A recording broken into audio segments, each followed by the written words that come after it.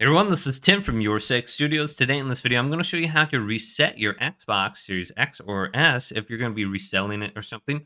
So what you want to do is go up to the top and go to settings right here. Go on down to where it says system. Go to the right and go to console info. And then go on down to reset console. And then select this, and we have two different options under here. The first option is the option we want to go to if we want to delete everything. So reset and remove everything. This will return it to the factory default. No games, accounts, or applications will be on it if we do this. So if you're going to be reselling it, this is what you want to go to right here. Now, the next option over is reset and keep my games and apps. This is just going to reset your settings. It's not going to delete your games or applications or account or anything like that.